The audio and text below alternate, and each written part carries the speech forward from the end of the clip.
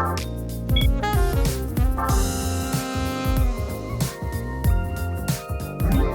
there, it's Derek here from Pacific Coast Auto in Japan. This is a Toyota Crown from 2008. This is a four-wheel drive, 3.5 liter, 280 horsepower version of the Toyota Crown, a 200 series. And so this one here is, I believe, a GRS 200.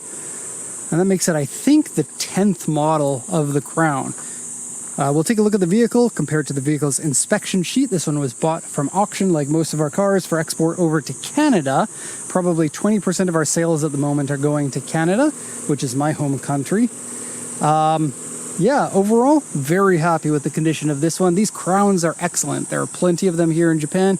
You can get them in a lot of different conditions, but 52,000 kilometers on this one. Excellent condition. I would grade this, considering it's a 15-year-old vehicle, this is a 9.5 out of 10. This is definitely the type of condition you're going to want to target. There are a couple little areas of damage on the exterior. Interior is pretty much a new car. Here we can take a look. Authentic mileage there, 52,539 kilometers. We'll come back to the interior in a second. Watch what the steering wheel does.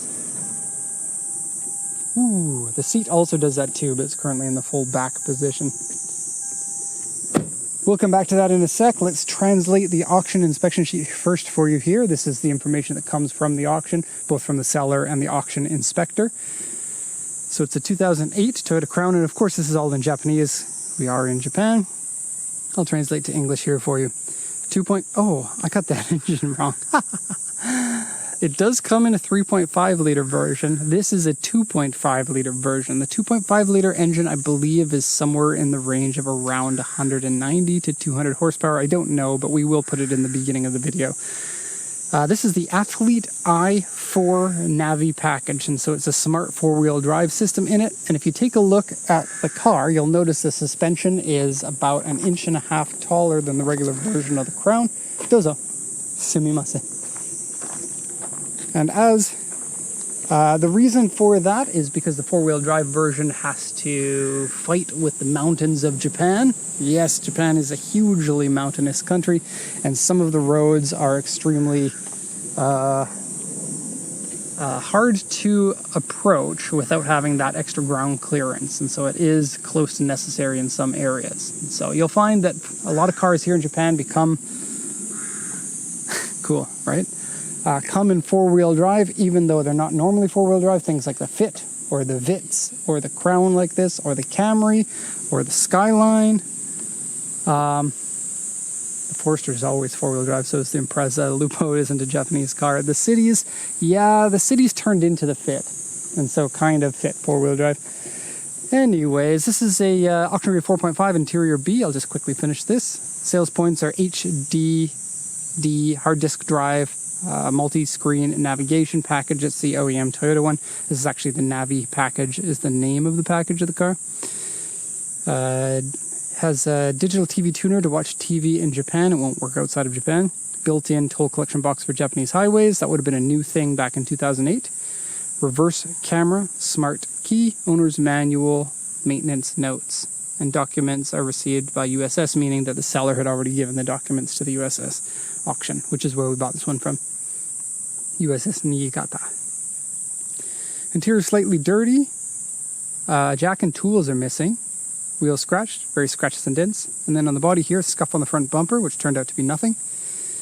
U2 on the roof, and an A2 on the back bumper. The A2 on the back bumper will require some paint to fix. Might be somewhere in the range of about $500.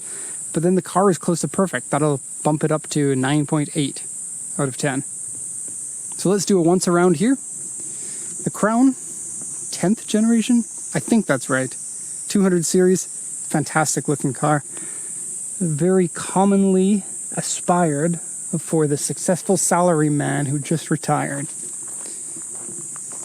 And then they'll own it for 25 years. It's kind of the thing to do. And then you sell it when you're ready for either something smaller, because you keep banging up the body. Here's the damage in the back, and I'll show you an up close of that soon. Now the Crown, kind of interesting, it's turned into a world car, and we've been selling a lot of these recently. This must be like the 7th one this month. And a few of those went on YouTube too. Every generation of the Crown is good. The New World version of the Crown was a big risk for Toyota. But the type of people who are interested in a new Crown like this, as a new car, not as a used car, but as a new car, those types of people are getting fewer and further between because people are used to crossovers, SUVs, and here in Japan, minivans, like me, because I'm from Japan, but not actually in Japan, from Canada. Okay, so look at some of the details here. Okay, so good looking grille with no fade in it, no rock chips anywhere on the front end. Glass on the headlights is bright and clear. Fog lights down here.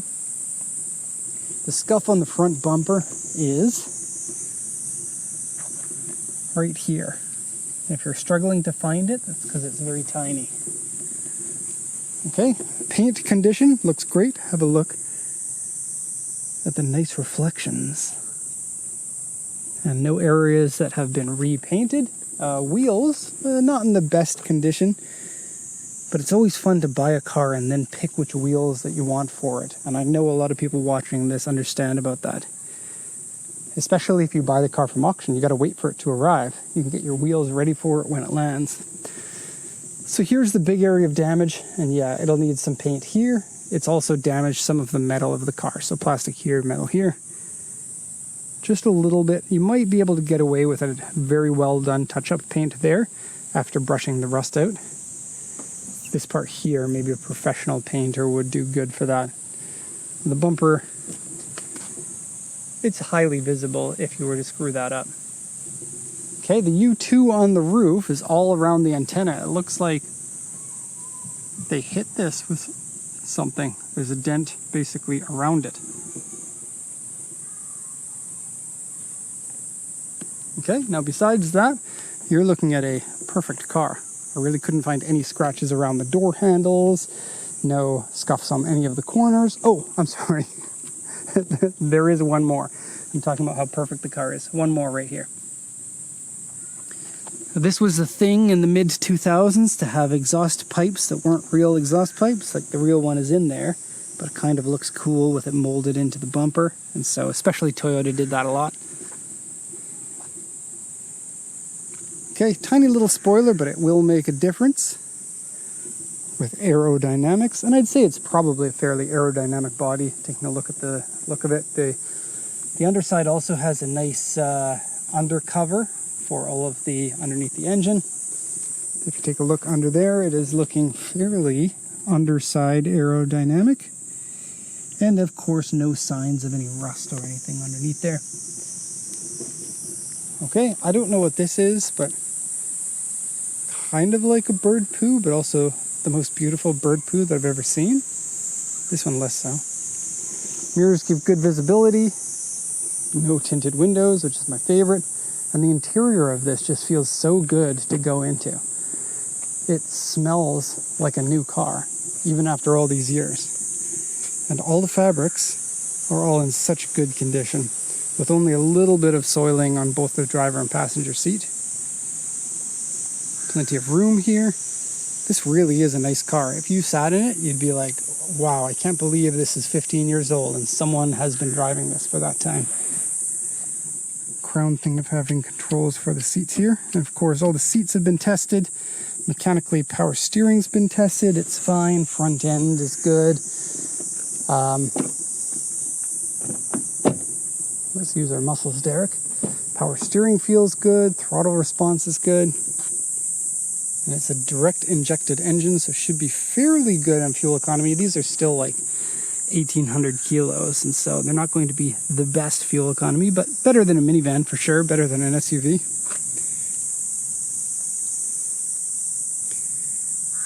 Okay, fairly comfortable looking seats. I like to hold judgment on a seat until after I've driven in it for a long time, but just sitting in them, they feel good. As you can see, power seats including lumbar support up and down here. So it's 1 way, 2 ways, 3 ways, 4 ways, times 2 is 8 way, 9, 10, 10 way power seat. And it's a nice soft material. I like it. Here's the dirtiness I'm talking about, stuff like that. Now you get lots of airbags, it looks like. We get airbags on the side of the seat for the driver, for the passenger. Do we get any in the rear? Yes, rear sides. And curtain side bag up there and up there. ISOFIX for the babies. Okay, anything else? Is there... Ooh. Yes, curtain airbag up here. Okay. Steering wheel looks like it's barely been touched. Startup is nice. Take a look, you push this.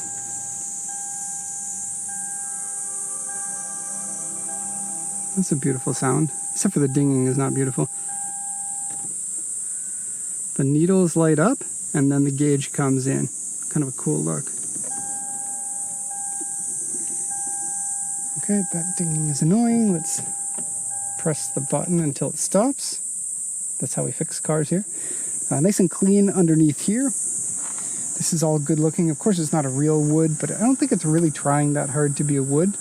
Maybe it is. It does have a fake wood grain that's been etched into it. It's plastic.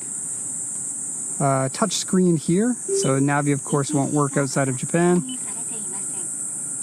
Air conditioning is all touch screen there for the fan speed. You also have an air purifier with Eon Blast in it. I'm not sure what this is, but let's press it anyway.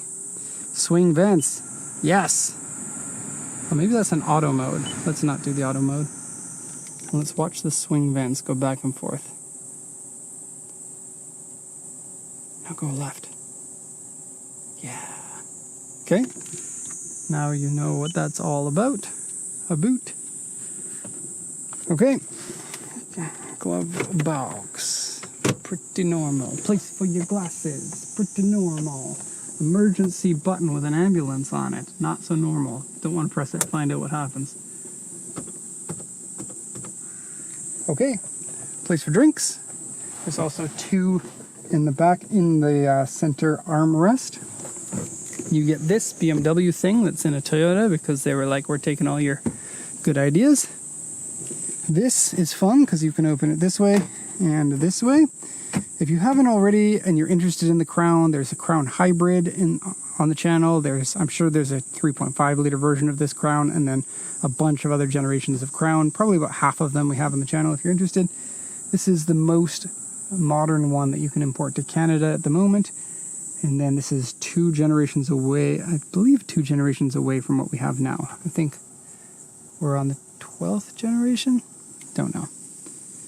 Anyways, let's switch that off because I'll be leaving and that dinging won't be annoying me from outside of the car. Take that, Toyota Crown. And we're going to call that the end of the video. So I hope you enjoyed it. As usual, if you have any questions, you can fire those off to us in a comment. We don't read all the comments because we have like 1,000 videos on YouTube and just get too many comments. But if you really want to reply, you can email us. There's a link to our website in the description where you can find all of our contact information. That's all for now. Thank you so much for watching and have a nice day.